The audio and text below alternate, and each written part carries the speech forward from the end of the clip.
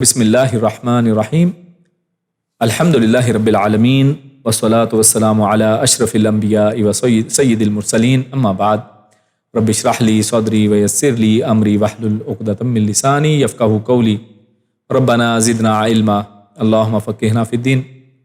آج ہم انشاءاللہ آسان لسان القرآن کے 61 جو ہے یعنی 61واں وہ اس کا سیشن ہے، اور اس میں ہم اصل میں جو بہت سی چیزیں جو ہم پڑھ آئے ہیں پچھلے 60 لیکچرز میں، اس میں ایک بڑا موضوع جب ہم نے اسماء کو پڑھنا شروع کیا شروع میں، اور ہم نے اسم کے بارے میں دیکھا کہ اسم کے بارے میں 4 چیزوں کا پتہ ہو تو پھر آپ اس کو استعمال کر سکتے ہیں صحیح طرح سے، اور اس کی جنس ہے، اس کا عدد ہے، اس کی وسعت ہے، اور اس اعتبار سے ہم نے بات کی تھی کہ اس کے اعراب، اس کی اعرابی حالتیں وہ بھی معلوم ہوں تو آپ اس کو بہتر طریقے سے سمجھ سکتے ہیں۔ تو اس وقت ہم نے ان کو استعمال کیا، ان کو سمجھا، لیکن یہ سارے جو مرفوعات ہیں، یعنی کوئی اسم کب کب مرفوع ہوتا ہے، کب کب منصوب ہوتا ہے، کب کب مجرور ہوتا ہے، اس حوالے سے یہ ایک کہہ لیں اس کو سب کو احاطہ بھی اس کا کرے گا آج کا ہمارا لیکچر، اور اس سے بہت سی چیزیں سم اپ ہو جائیں گی، اور کیونکہ آگے انشاءاللہ چند مزید لیکچرز میں ہمارا یہ موضوع آسان لسان القرآن کا یہ انشاءاللہ اختتام پذیر ہوگا، جس میں بنیادی اور آسان جو لسان القرآن ہے اس کو سیکھیں گے، یعنی ایڈوانس لیول نہیں ہے، یہ بیسک لیول تھا۔ تو اس حوالے سے یہ آج کا لیکچر بڑا ہی اہم اور آپ کے لیے ریویژن والا ہوگا انشاءاللہ، اور دعا کر لیتے ہیں اللہم لا سہل الا ما جعلتہ سہلا وانت تجعل الحزن اذا شئت سہلا۔ تو اس میں ہم نے دیکھا تھا کہ جو اعرابی حالتیں ہیں وہ 3 ہیں اسماء کی جو بنتی ہیں، اس میں کچھ چیزیں مرفوع ہوتی ہیں، منصوب یا پھر مجرور ہوا کرتی ہیں۔ تو اب ہم نے آج تک جو بھی چیزیں پڑھی ہیں، کبھی ہم نے مضاف پڑھا، مضاف الیہ پڑھا، کبھی مبتدا پڑھا، کبھی خبر پڑھی، کبھی فعل پڑھا، کبھی فاعل، اور یعنی فعل تو خیر ایک ورب ہے، یعنی فاعل، اور کبھی مفعول پڑھا، یعنی اسم کی جتنی بھی ہم نے صورتیں مختلف دیکھیں تو وہ کہیں نہ کہیں فٹ آتی ہیں، کبھی وہ مرفوع ہوتی ہیں، کبھی منصوب، کبھی مجرور، تو وہ کب کب ہوتی ہیں، کون کون سی ہوتی ہیں، آج ہم اس کو ایک دفعہ اچھے سے یعنی سمجھ لیں گے، تو یہ لیکچر اس میں ہمیں ہیلپ کرے گا۔ تو ہم اس کو دیکھتے ہیں۔ سب سے پہلے دیکھیے کہ مرفوعات کی اگر ہم بات کریں تو ہم نے پڑھا تھا کہ مبتدا جو ہوتا ہے، یعنی جملہ اسمیہ جب ہم بناتے ہیں تو اس میں ایک مبتدا ہے اور ایک خبر ہے، تو ہم نے وہاں پر دیکھا تھا کہ مبتدا جو ہوا کرتا ہے وہ ہمیشہ مرفوع ہوتا ہے، مبتدا مرفوع ہوتا ہے، اور اس کی مثال بھی آپ کے سامنے ہے، جیسے ہم نے پڑھا تھا زید صالح، زید صالح ہے، تو یہاں پر دیکھیے زید کیا ہے، وہ مبتدا ہے، وہ شروع میں آ رہا ہے، مبتدا مطلب جو شروع میں آتا ہے، اور وہ حالت رفع کے اندر ہے، تو مبتدا ہمیشہ حالت رفع میں ہوگا۔ اسی طرح ہم نے یہ بھی کہا تھا کہ خبر بھی حالت رفع میں ہوتی ہے، یعنی مبتدا اور خبر دونوں حالت رفع کے اندر ہوتی ہیں، تو لہٰذا خبر بھی وہ ان اسماء میں سے ہے کہ جو مرفوع ہوا کرتے ہیں۔ تو اسی طرح ہم اگر کہیں ھذا زید، تو یہاں پر زید، یہ دیکھیے پھر حالت رفع ہے، یعنی اس کی 3 حالتیں کیا ہیں زید کی، زید، زیدن، زیدن، زید حالت رفع، زیدن حالت نصب، اور زیدن حالت جر۔ یہاں پر دیکھیے زید یعنی حالت رفع والی آ رہی ہے، تو لہٰذا چاہے زید جو ہے مبتدا تھا تو پھر بھی وہ حالت رفع کے اندر ہے، اور چاہے وہ خبر کے طور پر آ گیا ہے ھذا زید میں، ھذا مبتدا ہے اور زید خبر بن گئی ہے، تو ابھی بھی وہ حالت رفع ہی کے اندر ہے۔ اسی طرح جو فاعل ہم نے پڑھا تھا، جب ہم نے جملہ جو ہے فعلیہ شروع کیا تو اس میں ہم نے بات کی کہ جملہ فعلیہ کے اندر فعل ہے اور فاعل ہے، اور اسی طرح مفعول ہے، یہ 3 چیزیں آتی ہیں۔ تو اس میں ہم نے دیکھا تھا کہ جو فاعل ہوا کرتا ہے، فاعل کی پہچان ہی یہ ہوتی ہے کہ وہ حالت رفع کے اندر ہوتا ہے۔ تو جیسے آپ کے سامنے نصر زید، تو اس میں دیکھیے زید، یہاں پر دیکھیے اب پھر زید آ گیا ہے لیکن حالت رفع کے اندر ہے، کیونکہ اب یہاں پر یہ فاعل ہے، یعنی زید نے مدد کی ہے، زید فاعل ہے۔ اسی طرح نائب الفاعل میں بھی ہم نے پڑھا تھا کہ جو نائب الفاعل ہوا کرتا ہے وہ بھی حالت رفع کے اندر ہوتا ہے، یعنی جو مجہول ہم نے افعال پڑھے تھے، فعل مجہول کے اندر ہم نے کہا تھا کہ جو مفعول ہے وہ اصل میں مفعول نہیں ہوتا بلکہ وہ اصل میں نائب الفاعل کہلاتا ہے۔ تو ہم نے بات کی تھی جیسے ناصر زید میں کیا تھا، اوپر والے جملے میں ناصر زید، زید نے مدد کی، لیکن نصر زید، زید کی مدد کی گئی، اب زید کی مدد ہوئی ہے، یعنی یہ مفعول ہے، تو اس مفعول کا ہم نے نام رکھا تھا نائب الفاعل۔ ہم نے بات کی تھی کہ اب یہ مفعول نہیں ہے، اصل میں مفعول نہیں ہے، کیونکہ مفعول کی حالت کیا ہوتی ہے، مفعول تو حالت نصب میں ہوتا ہے، کیونکہ یہ حالت نصب میں نہیں ہے، اس لیے ہم نے کہا تھا کہ ہم اس کو اب مفعول نہیں کہہ سکتے ہیں بلکہ اس کا نام ہم رکھیں گے نائب الفاعل، ہم اس کو کہیں گے۔ تو نائب الفاعل جو ہوتا ہے، یعنی جو ہمارے پاس جو پیسو وائس جملے ہوتے ہیں، یعنی جس میں فاعل مذکور نہیں ہوتا ہے، اس کے اندر بھی، اس کنسٹرکشن میں بھی، ایسے جملوں میں بھی جو آپ کے پاس مفعول ہے وہ اصل میں مفعول نہیں ہے، نائب الفاعل ہے، اور ہمیشہ حالت رفع کے اندر ہوتا ہے، وہ بھی مرفوعات کا ایک حصہ ہے، وہ بھی مرفوعات میں سے۔ تو یہ تو تھے چند مرفوعات جو ہمارے سامنے صرف اس طرح کی، یعنی یہ موٹی موٹی آپ کے سامنے چیزیں ہیں، چند باریکی میں کچھ چیزیں ہیں، لیکن زیادہ تر جو قرآن و سنت میں استعمال ہوتی ہیں ہم اسی کا ذکر کر رہے ہیں۔ اسی طرح منصوبات کی اگر بات کی جائے تو اس میں کافی ساری ڈیٹیل ہے، تو اس میں سے چند ہم یہاں پر ابھی بیان کریں گے۔ تو اس میں سب سے پہلا کیا ہے؟ منصوب، یعنی جو حالت نصب میں آئے گا۔ اسم کب حالت نصب میں آتا ہے؟ ہم نے یہ پڑھا تھا کہ جب وہ اسم انا ہو، یعنی انا کے بعد جو اسم آتا ہے وہ حالت نصب میں آتا ہے۔ جیسے قرآن مجید میں آپ پڑھتے ہیں ان اللہ و ملائکتہ یصلون علی النبی، ٹھیک ہے؟ تو ان اللہ، انا کے فوراً بعد اللہ جو ہے، اللہ نہیں آیا، اللہ ہی نہیں آیا، بلکہ اللہ آیا، اللہ ہا۔ تو ان اللہ یہ جو آیا ہے یہ نصب کی حالت یہ بتا رہی ہے کہ انا کے بعد یہ آنے سے اسم انا ہے اور یہ حالت نصب میں ہوتا ہے۔ اسی طرح ہم نے یہ بھی پڑھا تھا کہ جو ما کی خبر ہوتی ہے، یعنی ما نفی کے لیے جو آتا ہے، اس کی جو خبر ہوا کرتی ہے وہ بھی اصل میں نصب میں ہوتی ہے۔ جیسے یہ ہم نے سورۃ یوسف کی ایک آیت آپ کے سامنے، ما ھذا بشرا، یعنی آیت کا ایک ٹکڑا ہے کہ جب ان عورتوں نے یوسف علیہ السلام کو دیکھا تو انہوں نے کیا کہا کہ نہیں ہے یہ یوسف علیہ السلام ایک بشر، بلکہ یہ ایک فرشتہ لگتے ہیں۔ تو یہاں پر ما ھذا، تو ما کی خبر کیا ہے؟ بشرن، بشرن، یہ دیکھیے بشرن حالت نصب ہے، بشرن نہیں ہے، بشرن نہیں ہے، بلکہ بشرن ہے۔ تو ما کے بعد ما ھذا بشرن، یہ ہمیں بتا رہا ہے کہ خبر ما بھی ہمیشہ منصوب ہوتی ہے، اسم انا منصوب ہوتا ہے، اور اسی طرح خبر ما منصوب ہوتی ہے۔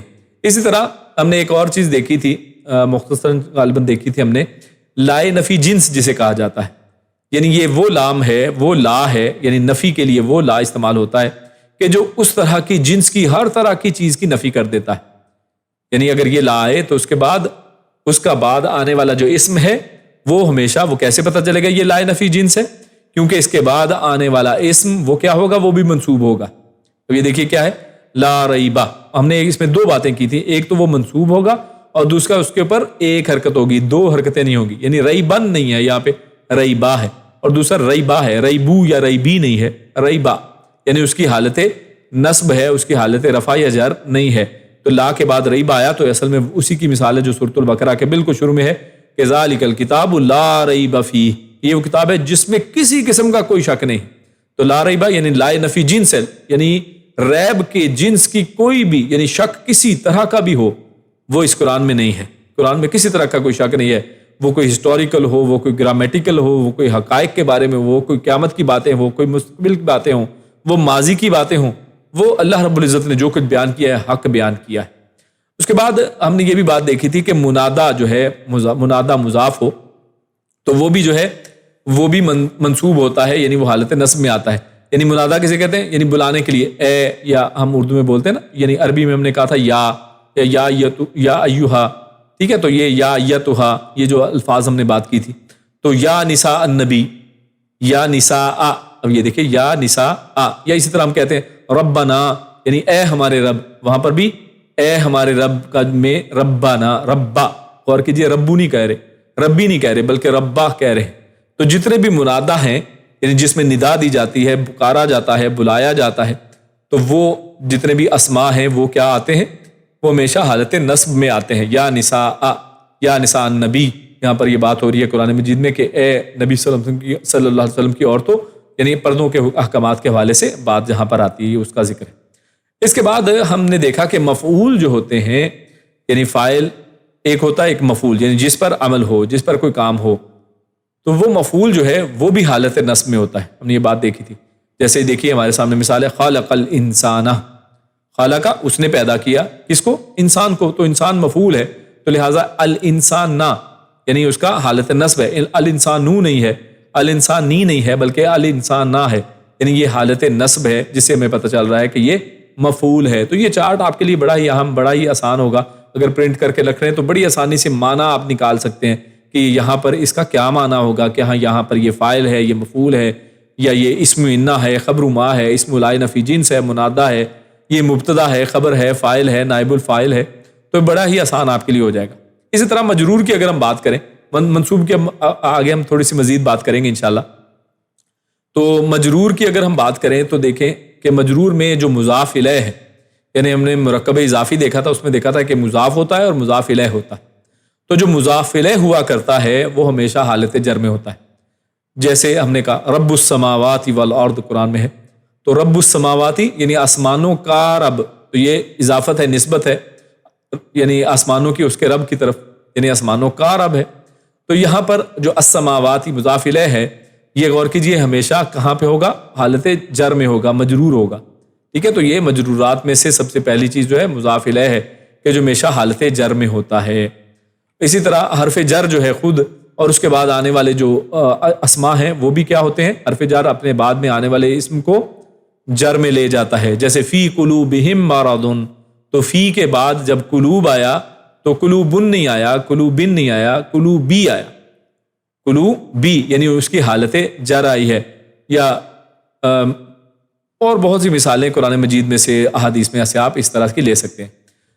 اس کے بعد ہم ایک اور چیز کی طرف چلتے ہیں. ہم نے بات کی تھی کہ منصوب، مرفوع اور مجرور تو یہ گنتی کے چند ہیں، لیکن منصوب جو ہیں وہ بہت سارے ہیں. تو ہم نے اوپر جو پڑھ لیے اسم انا، خبر ما، منادا یا منادا مضاف جو ہے، اسم لا نفی جنس، اور مفعول.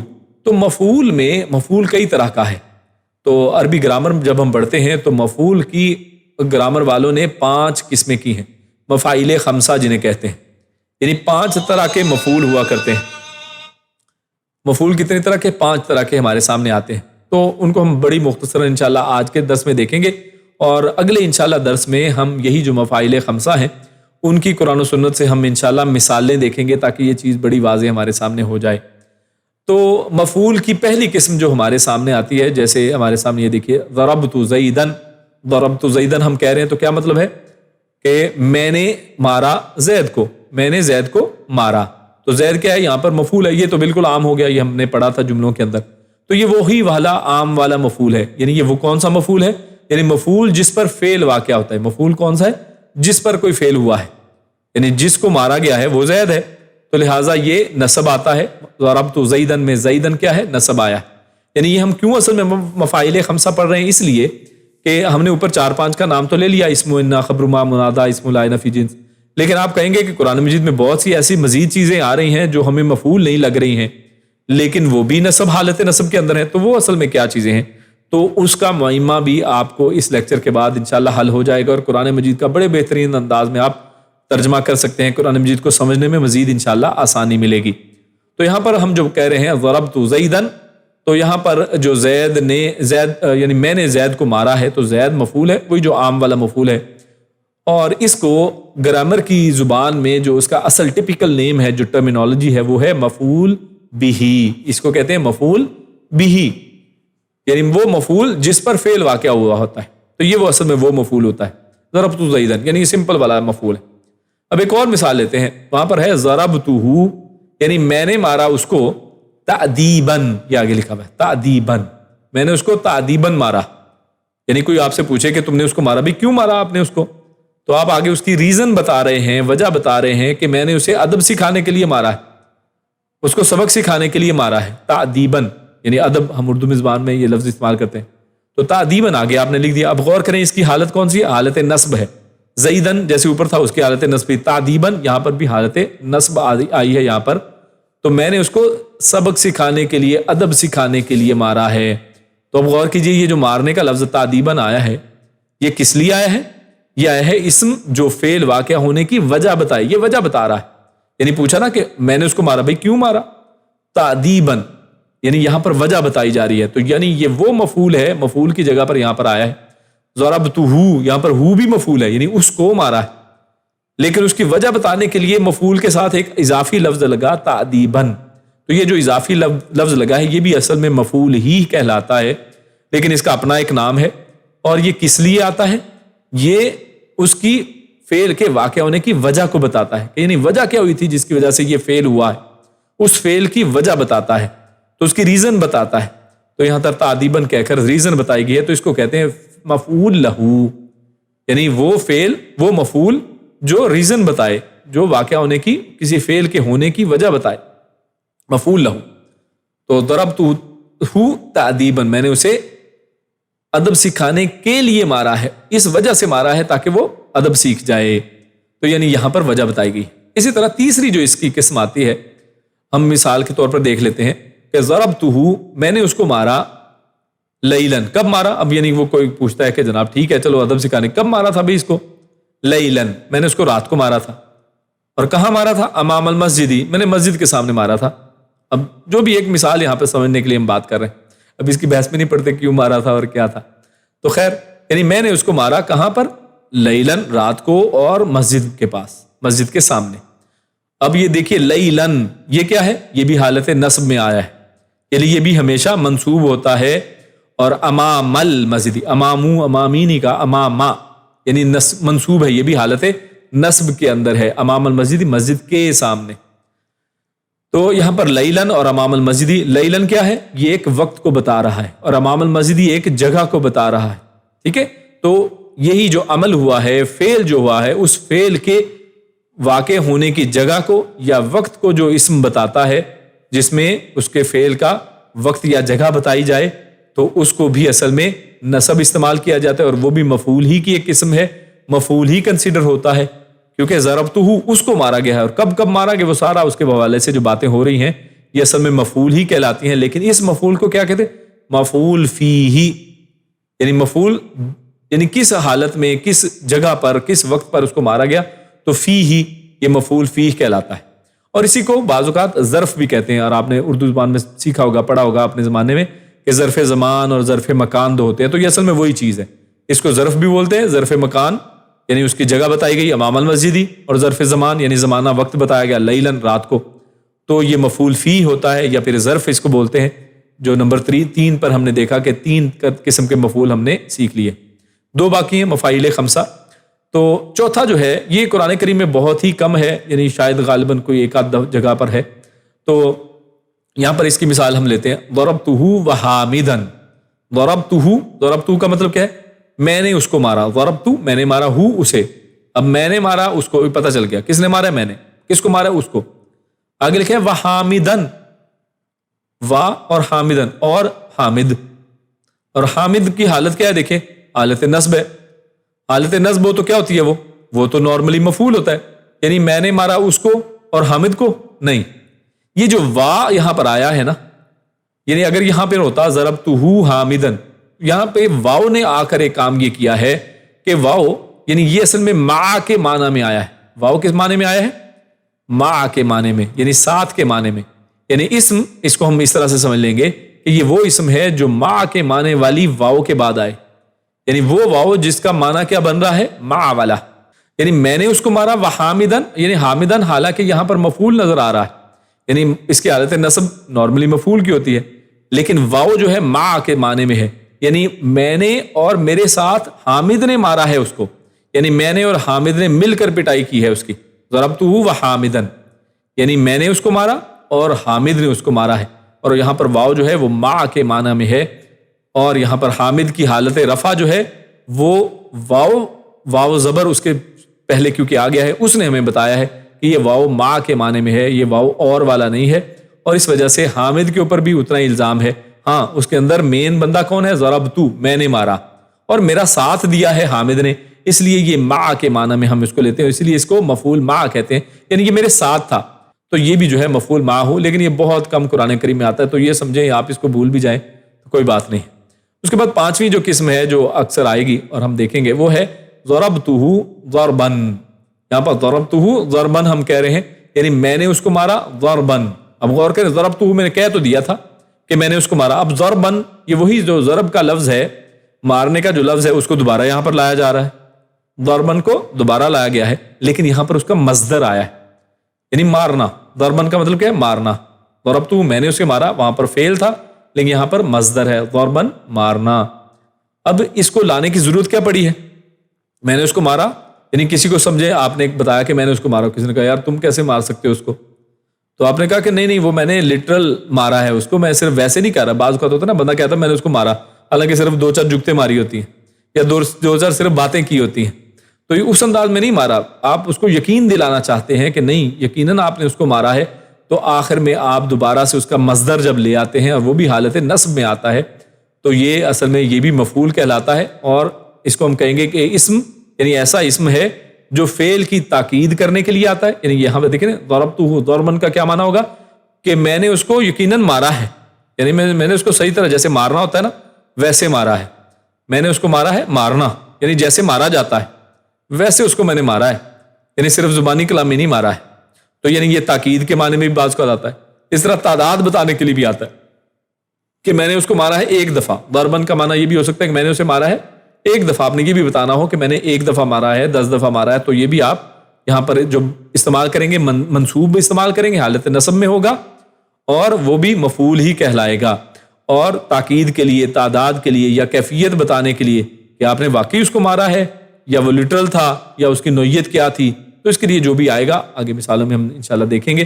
تو یہ اصل میں مفعول ہی کی قسم ہے جسے ہم کہتے ہیں مفعول مطلق، تو اس کا نام انہوں نے رکھ دیا مفعول مطلق۔ یہ مطلق مفعول ہے۔ یہ 5 مفاعیل خمسہ ہیں کہ جو اصل میں مفعول ہیں۔ تو اسے دیکھیے آپ کے منصوب سب سے زیادہ ہے، کہ سب سے زیادہ آپ کو قرآن کریم میں بھی دیکھیں گے کہ اکثر جو اسماء ہوں گے وہ منصوب حالت میں ہوں گے۔ تو وہ کہاں کہاں پر کون سی کیٹیگری میں آتے ہیں؟ کیا وہ اسم انہ ہیں، کیا وہ خبر ما ہیں، کیا وہ منادہ ہیں، کیا وہ اسم لائے نفی جنس ہیں، کیا وہ مفعول ہیں؟ مفعول بھی ہیں تو اس میں سے کون سا مفعول ہے، کیا وہ اس کا معنی ہم کیا کریں وہاں پر؟ یعنی یہ بہت اہم ہے۔ یعنی اس پورے سبق کو پڑھنے کا مقصد اصل میں کیا ہے؟ تاکہ ہم صحیح معنی کر سکیں اس چیز کو، یعنی صرف نصب دیکھ کے ہم اس کو مفعول معنی نہیں کر دیں گے۔ تو آپ اس کو اس انداز میں جب مفعول کی تمام اقسام کو غور کریں گے، دیکھیں گے، تو انشاءاللہ وہ غلطیاں ہماری انشاءاللہ دور ہو جائیں گی، قرآن مجید کو زیادہ بہتر طریقے سے ہم سمجھ سکیں گے۔ تو اسی پر آج کے اس درس کو انشاءاللہ ختم کرتے ہیں۔ اگلے درس میں مزید اس کی تفصیل قرآن و سنت کی روشنی میں دیکھیں گے۔ جزاکم اللہ خیر و مبارک اللہ فیکم، سبحانک اللہم و بحمدک، اشہد ان لا الہ الا انت، استغفرک و اتوب الیک۔ السلام علیکم و رحمۃ اللہ وبرکاتہ۔